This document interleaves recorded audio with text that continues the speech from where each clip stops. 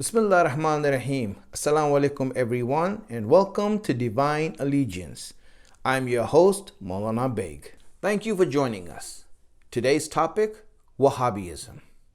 Wahhabism is a religious movement that started out in Saudi Arabia and that has inspired or sponsored such unpopular movements as the Taliban in Afghanistan, Al-Qaeda, ISIS, Sipai Sahaba, all of whom regarded as terrorist groups and who are responsible for many killings and atrocities. Now, if you can inspire such great movements that happen that kill so many people, I'm being sarcastic, then obviously this sect, or what we call a sect, would not be regarded as other Muslims as being true Islam or has anything to do with Islam. But it has come to the forefront and is being discussed as a sect of Islam. So we need to discuss about this movement. It is happening not just in Saudi now, it is throughout the world, especially in the West and especially in America. We see a lot of centers or masjids throughout America that are heavily influenced by a Wahhabi thinking. And because of that, there is a very negative energy that is being created amongst Muslims, especially creating a deep rift between Shia and Sunni. And this Wahhabism, we need to see where it comes from, what they stand for, so that we are able to counter their arguments or whatever they want to do. We need to let the people know what true Islam is. So now, let's get down to it right away. Wahhabism is one of the three movements that were formed or sponsored by the British government. The British Empire, in their agenda of divide and rule, have formed or created or helped or sponsored three movements throughout the Muslim world. They sponsored the Wahhabism and helped it along in Saudi. They sponsored the Baha'i Islam, whose now headquarters is in Haifa, Israel, which obviously tells you about Baha'ism and what they are about. And then you had, that was in Iran. And then you had the third movement, which was the Ahmadiyya movement in Pakistan. All of them who were formed to revive Islam. The idea was that Islam and the Muslims had left the true practice of Islam, and hence the Muslims needed to revive themselves and to get back to the roots of Islam. And all of them went back in different ways. Wahhabism, with their rigid view and narrow-minded view that whatever they think is right and everyone else is wrong. Baha'ism in their own way, and Ahmadiyya in their own way, according to the culture that they were cultivated in by the British Empire.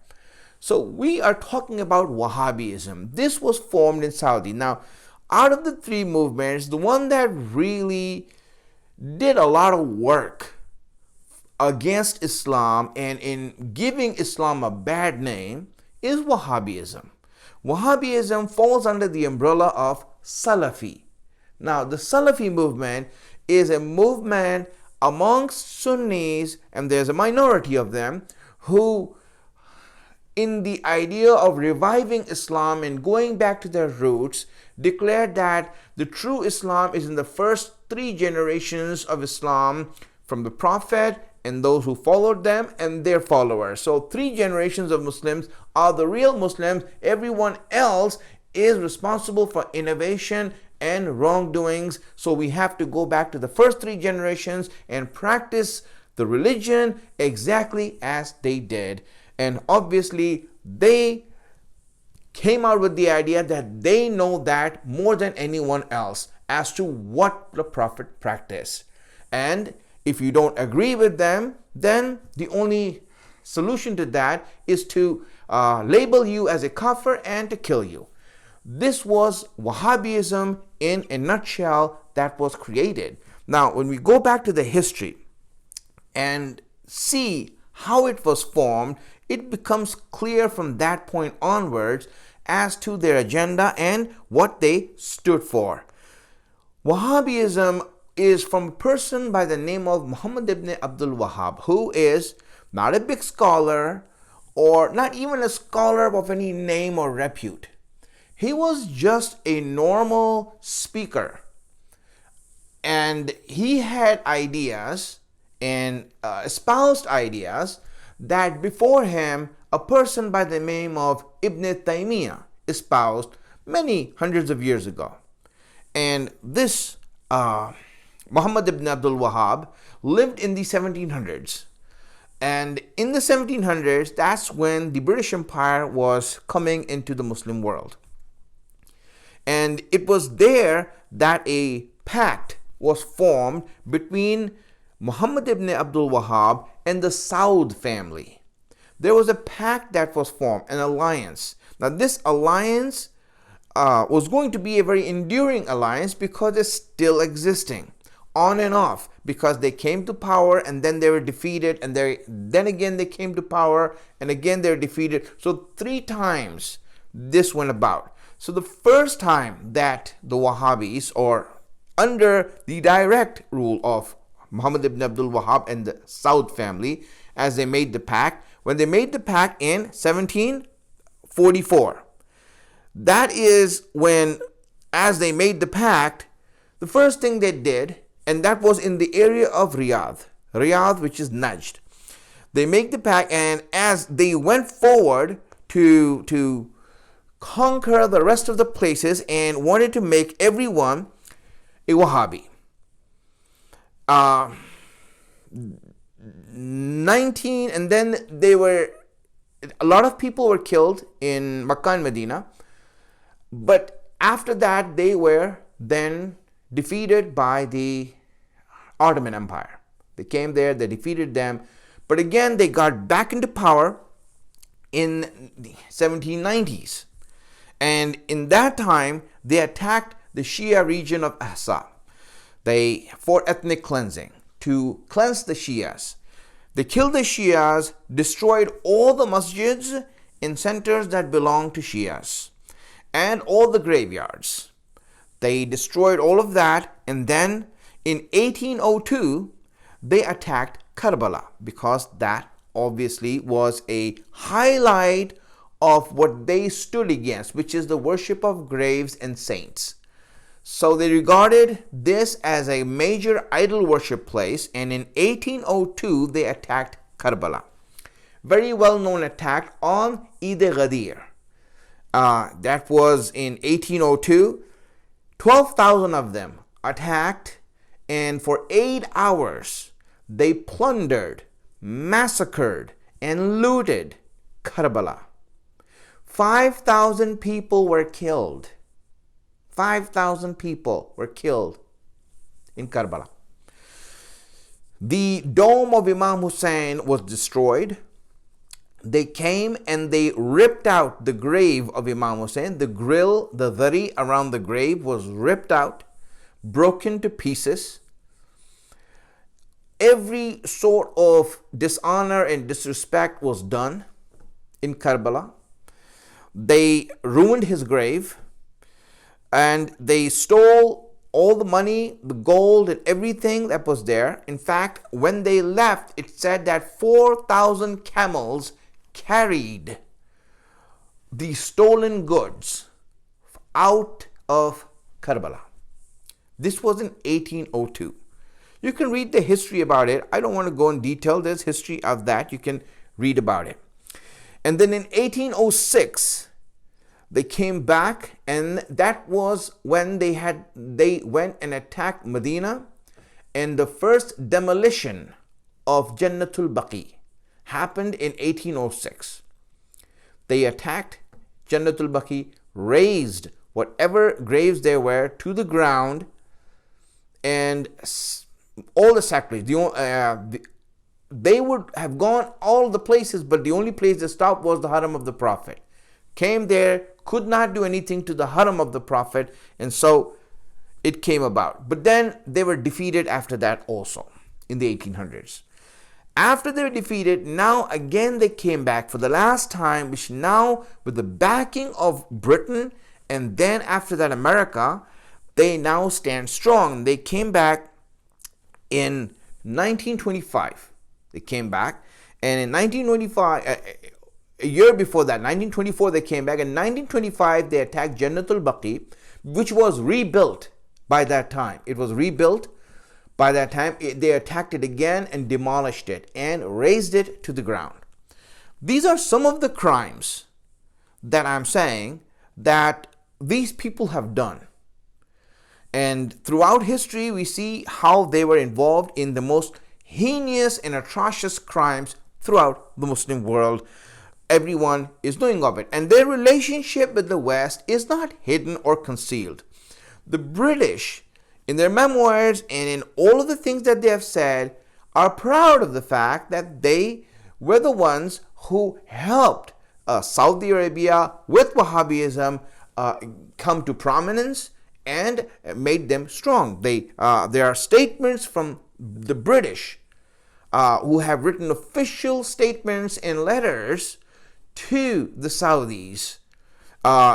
This was written to them in 1914. It is said that one of Britain's fundamental traditions is to be a friend of Islam and Muslims and to defend the Islamic caliphate, even if it was a caliphate of conquest and necessity as the Turkish Caliphate, which England had defended with money and men and influence several times. There is no nation amongst Muslims who is now capable of upholding the Islamic Khilafat except the Arab nation, and no country is more fitted for it than to seed it than the Arab countries. This is the British people who are telling that we support the Islamic government and we want the Arabs to be in charge of that instead of the Ottoman Empire, which they were trying to fight against. And they needed an ally in the Muslim world to fight against the Ottomans to do their job. This was written to the chief of Mecca. He says, if the Amir and Arabs in general assist Great Britain in this conflict that has been forced upon us by Turkey, Great Britain will promise not to intervene in any manner whatsoever, whether in things religious or otherwise. Till now, we have defended and befriended Islam in the person of the Turks. Henceforth, it shall be that of the noble Arabs. Now they're saying that we helped the Turks before. Now we're helping the Arabs now. We're going to help you all. If that may be, the Arab or the true race will resume the Khilafat of Mecca and Medina. And so good will come by the help of God out of the evil that is now occurring, which is the Ottoman Empire, because they are the enemies of the British world. And this is how you see, and there's so many statements that they have clearly made, official statements, to show that we are supporting the Saudi and the Wahhabis. This was brought about, my friends. The reason I say this and bring this up is because every people and every nation and every group of individuals everywhere has lunatics amongst them. They have crazy people amongst them who have crazy harebrained ideas. There are many harebrained ideas. It doesn't mean people practice them or do them. For example, injecting disinfectants is a crazy idea, but people don't go about doing it or practicing it. But if someone can support that lunatic and give him the prominence and the platform to say what he has to say, so much that the Muslims, all they hear is this lunatic speaking from every media outlet, then slowly people start to give credibility to such things. In the Muslim world, as well as in the Christian and Jews and everywhere, you see you have lunatics who have crazy ideas, and when they say things, other people who are sane, who are educated, will disregard them. They will reject those ideas and people will not practice them.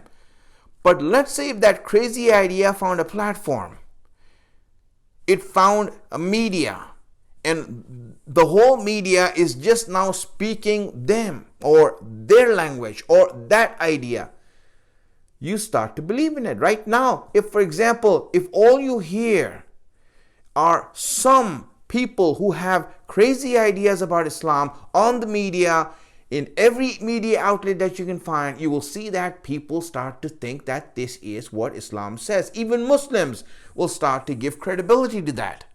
And that's exactly what happened. My friends, this is how the Wahhabism came into power. Now, this, once it's in place, you can do anything you want with it. Now, all of this history is new for us. We have already seen what's happening. Everyone of us knows about the history that's going on right now. So this is not something I want to get into. Now I want to go into speaking about the ideological differences that we have so that we can recognize what these people are about and why they're wrong when they say the things that they do. Because many things that they say, because they have the media, they can say whatever they want. When you go for Hajj or Umrah, you will see that they are preaching to you. You're not allowed to say anything. They can preach whatever they want. But when you say something, no, they will grab you and they will arrest you and they will not let you speak. But they can say whatever they want to the others so that all the people, innocent people who go for Hajj and Umrah, when they hear these people say these things, they start thinking that this is Islam. And hence, taking the spirit of Islam away from Islam and taking what Islam truly came for away from Islam and making it something that is so hollow inside that really no one is able to grow the whole intention of Islam. So let's get to it right away. The first difference that the Wahhabis have, or the idea that they have, is that they want to establish true Tawheed. True Tawheed in Ibadat. You know, there's different types of Tawheed. One of the Tawheed is a Tawheed in Ibadat, that we worship only Allah. Iyaka na'budu. And the misunderstanding that they have is that any form of respect and veneration that you give for anything else other than Allah is shirk, is wrong. And so this misunderstanding that they have, they base it to say that anyone who is doing that is a mushrik, and hence a mushrik should be killed, or a kafir should be killed. So the first thing that happens is that they will make the circle of Islam smaller, and once they make it smaller where you don't fit in it, then obviously they label you as a kafir and then give the fatwa to kill you. And then you have those ignorant people who would do what they say because they have incentive of going to heaven for that. Tawheed is one of the misunderstandings that they have. And Ibadat is meant for Allah. All Muslims know that. Which Muslims say that no, we should not worship Allah and worship something else? Which Muslim says that? No one says that. Everyone knows that Allah is God. There's only one God. That's what makes them Muslim. They say La ilaha illallah. That's what makes them Muslim. The definition of Muslim is La ilaha illallah Muhammadan Rasulullah. Anyone who accepts Allah and the prophethood of Muhammad is a Muslim. That is the definition of Islam. And what you do after that is not going to take you out of Islam.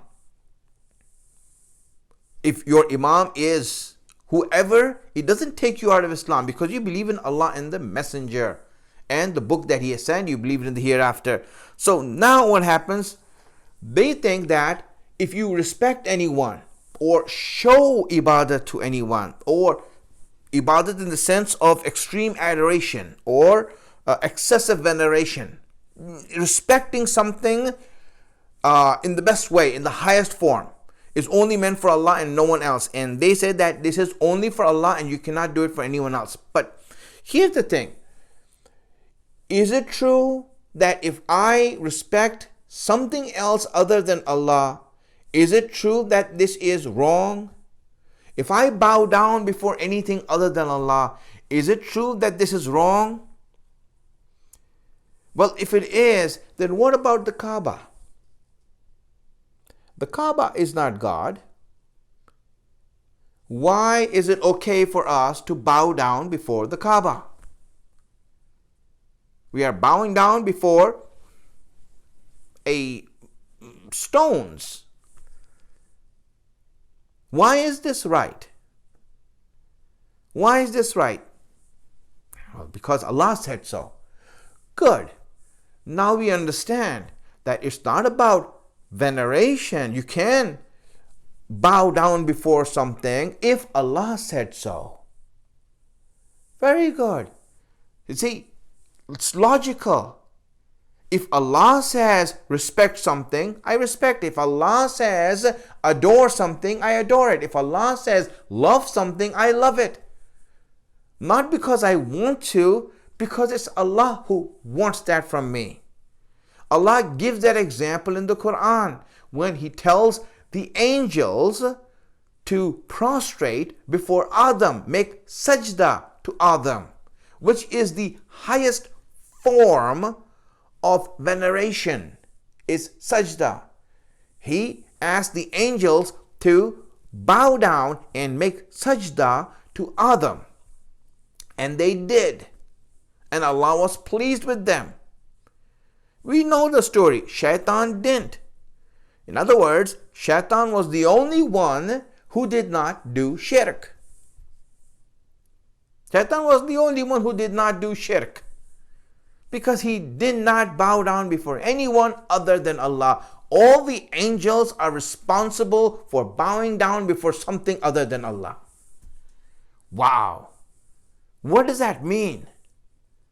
It means that to Allah it's not important what you bow down, what you bow, as long as He is saying it. As long as we're following Allah. My friends, if we, for example, go to the Prophet, if we go to Imam Ali, if we go to Ahlul Bayt, it's because Allah wanted us to. Not because we think that they're great. No, we don't even know how to recognize them. It is Allah who recognizes them and tells them that they are worthy of being praised. That's why He's called Muhammad, because He's worthy of being praised. And when we look at it, this misunderstanding that these people have truly is what makes them dangerous, because now you have many of these people who have misunderstood. Even amongst our own friends, you might find people who might have these ideas, but no one follows them. And those friends don't say, well, you're not a Muslim, so I have to kill you. So that's why you don't pay attention to them. But you then have to pay attention to these people who say that they have to kill you, and then they're given arms and money and resources to do so. This is why they're creating havoc in the Muslim world, because you have a group like this running around sponsored by higher-ups with guns and resources and weapons, and now these people go around and make havoc in the world. And Islam is then blamed for it. Second thing they say that they rose up for was the habit that Muslims have of going to graves and making du'as there and making tawassul there to people who are holy. Mu'mineen, shuhada, or people, for example, who are holy. Even, for example, the Prophet, let's say. So, my friends, Allah, even in the Quran, let's look at the Prophet first, because if He establishes a Prophet, the rest will be easy right now in the time that I have. Let me just go through this. Ayat of the Quran. Allah says in Surah An-Nisa, ayat number 100, read it there. وَمَنْ يَخْرُجْ مِنْ بَيْتِهِ مُهَاجِرًا إِلَى اللَّهِ وَلِرَسُولِهِ. He says, anyone who leaves his house migrating to Allah, and Allah doesn't stop there.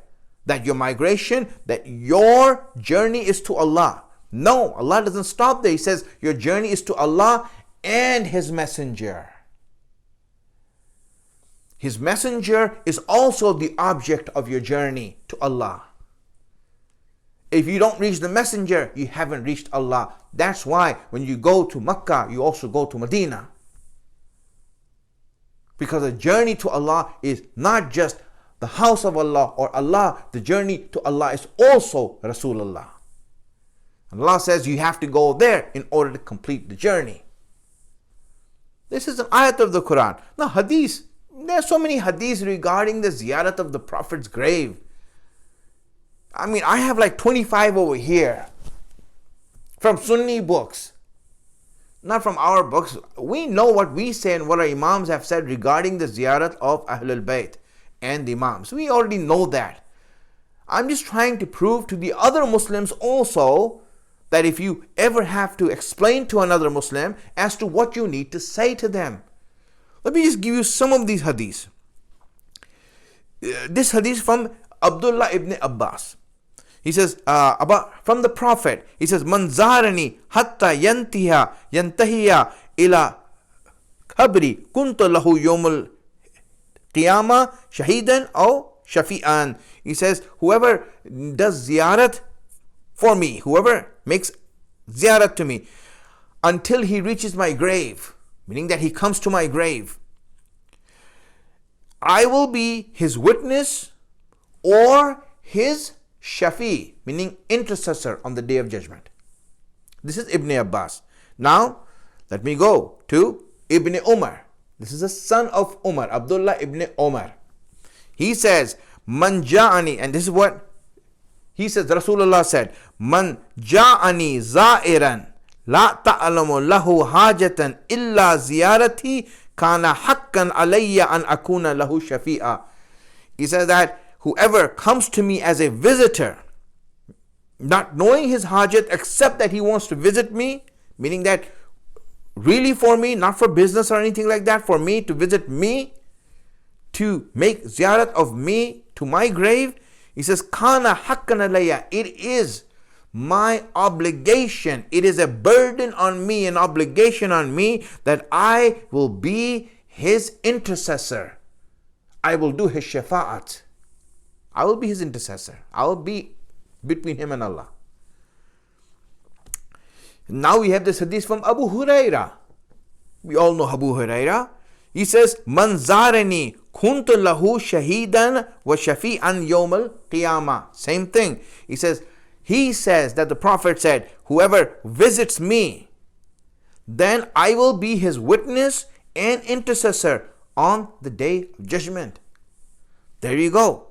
And I can go on about this, that all of these are highly regarded by Sunnis.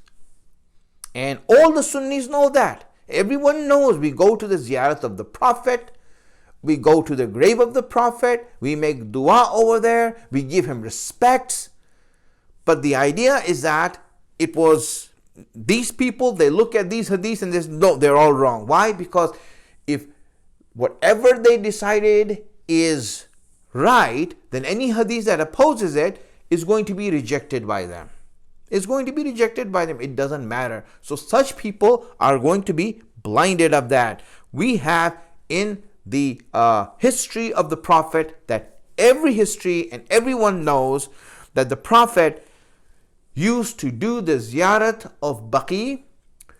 When his son Ibrahim died, he used to go to Baqi. And he used to make ziyarat. And also he used to go and visit the grave of his father, Abdullah ibn Abdul Muttalib, the father of Rasulullah. He used to visit his grave. And then after that, when the battle of Uhud took place, he used to go weekly to go and visit the graves of the shuhada in Uhud.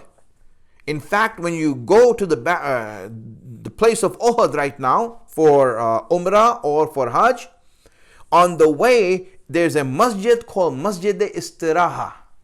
Masjid-e-Istiraha is where the Prophet and Bibi Fatima used to rest when they went to Uhud. That's where they used to rest. There is a masjid now, and in the masjid there is a sign there that reads that this is the place where the Prophet used to rest when he used to go and make ziyarat of the shuhada of Uhud. It is written there even today. So everyone knows that the Prophet used to go to the graves of the Shuhada, and he used to do that in his own life, and he used to encourage others to do it also. So these are some of the things that we need to understand regarding Wahhabism, and know that the ideas that they have are on the outward, for people who are unknowing, look attractive, but they're actually hollow inside, and there's a vacuum inside. And anytime you have a question regarding that, we go to our source, which is Ahlul Bayt. Whatever Ahlul Bayt say is what is strong and guaranteed by Allah in the Quran. Thank you. May Allah bless you all. Thank you for watching Divine Allegiance. We hope you like the show. If you like the show, please go on and hit the like button below, and subscribe to our channel, and share with your family and friends to spread the message. I'm your host, Maulana Baig. Until next time, wassalamu alaikum wa rahmatullahi wa barakatuh.